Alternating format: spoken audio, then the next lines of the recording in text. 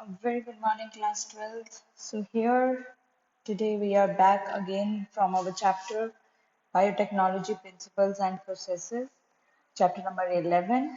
Yesterday, I discussed the complete process of polymerase chain reaction with you, and today we are going to discuss last topic of from this lecture after PCR.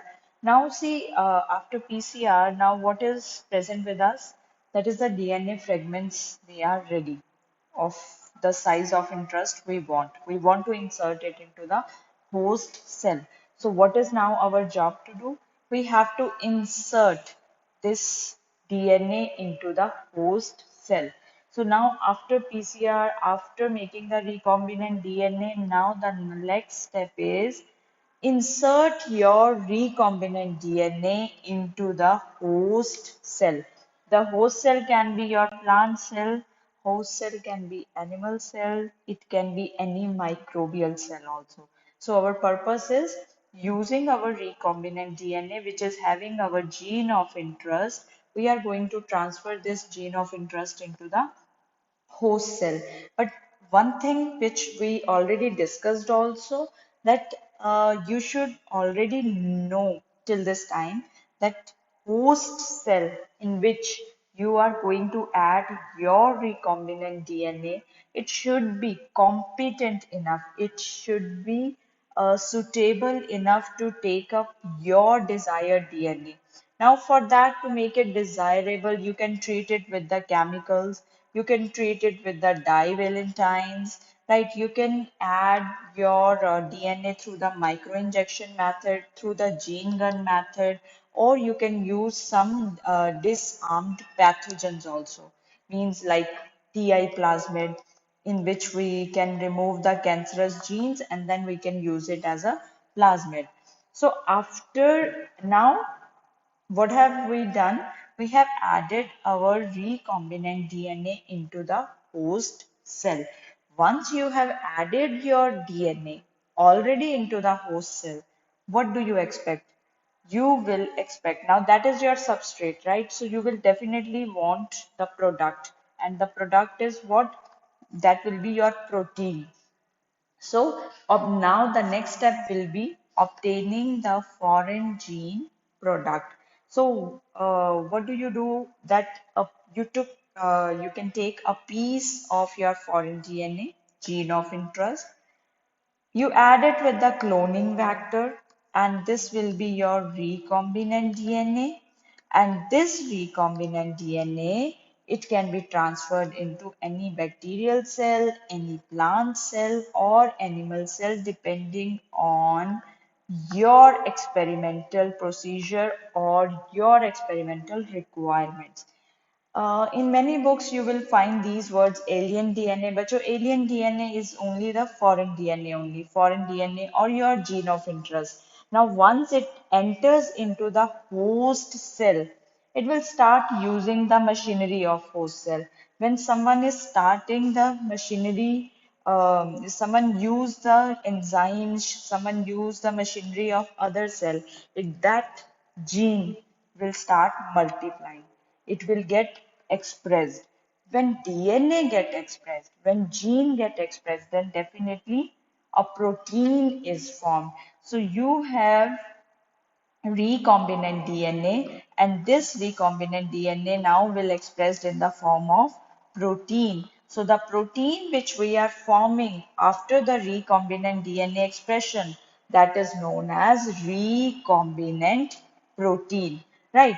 Now this you have host cell here, host cell with gene of interest, plus it is now cultured on a medium, and then this cultured medium is used to get your desirable recombinant protein. You can purify it, you can separate it by using the different separation techniques. So usually what do we use? Because we have to get our desirable protein. So this technology deals with the getting protein at a very large scale, है ना?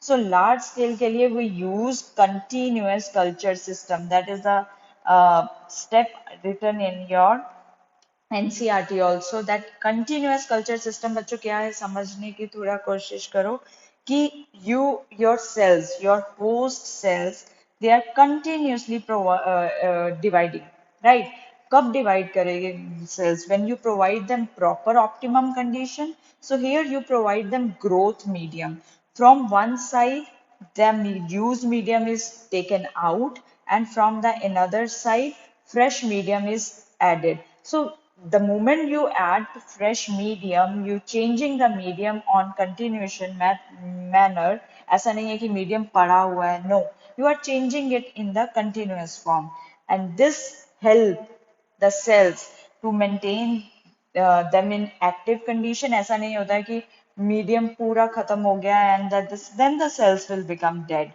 so it will once you keep changing the medium it keeps the cells in active condition it also help the cells to maintain in the exponential phase to in the growth phase right so with this continuous culture system जिसमें used medium को निकालते रहो fresh medium को add करते रहो इसका purpose क्या है so that you can get higher yield of your desired protein यही तो हमारा main purpose है main purpose सिर्फ only and only recombinant protein बनाना नहीं है right protein तो can be easily formed in the laboratory also but what is the main purpose purpose is to use it for the mankind to use it for the human services so for that thing we need higher yield higher amount of our desired protein so definitely we are going to अगर बहुत ज्यादा कोई protein चाहिए तो आप process भी वैसे ही यूज करोगे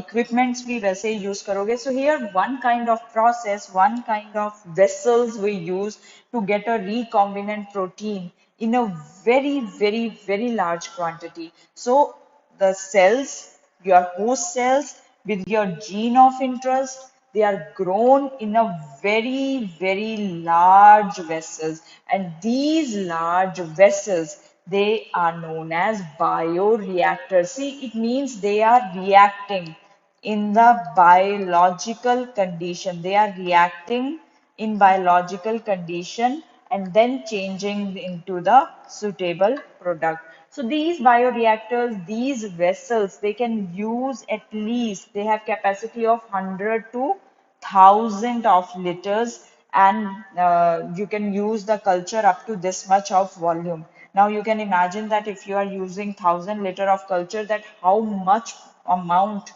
of protein you can taken out what are the bioreactors actually?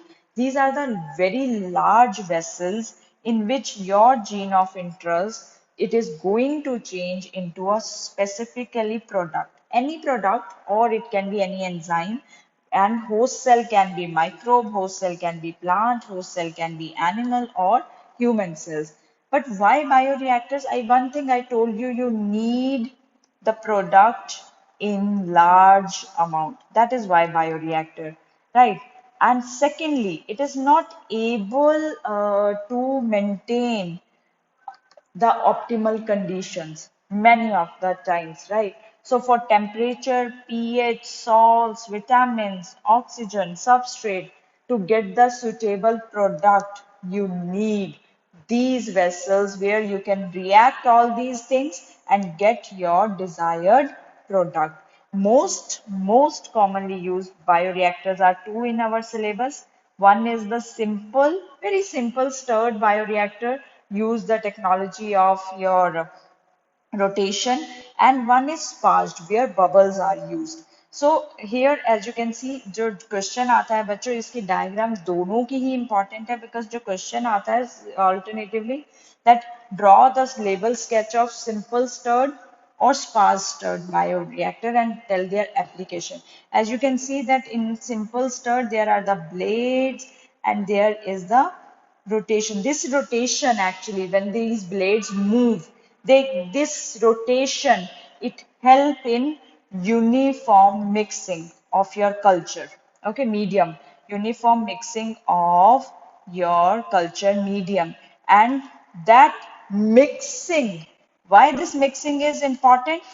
सी कुछ चीज मिक्स हो रही है तो it means that is providing the oxygen uniformly. So for sterilized condition they have steam. For pH control there is a acid or base, as well as then there is a sterile layer which is coming out. So there it has everything to maintain the optimum condition, but it is little different from your sparged bioreactor.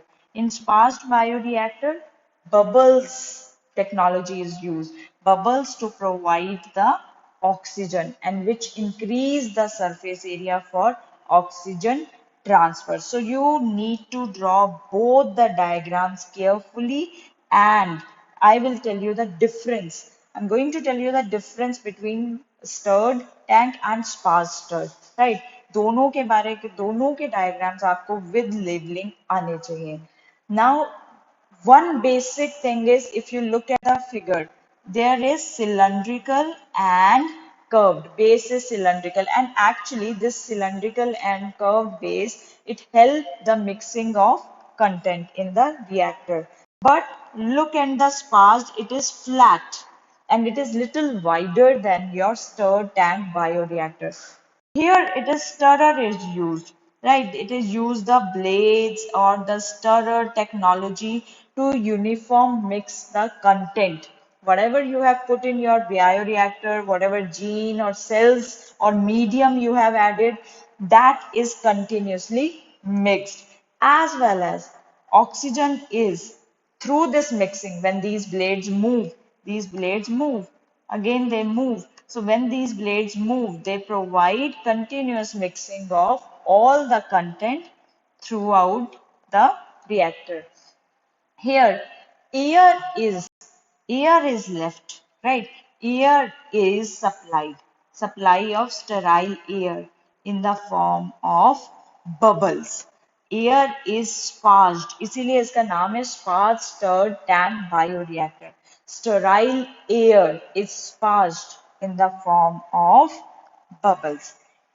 If you compare the surface area, definitely the stirred tank bioreactor, it has less surface area, but the surface area of sparged, in case it is flat, right, it is increased, and increased is for the oxygen transfer. Surface area is increased for oxygen transfer. Here there is no bubbles. We never talk about the bubbles in stirred tank bioreactor, in simple stirred one, but bubbles are used in the sparged and they increase the oxygen transfer area.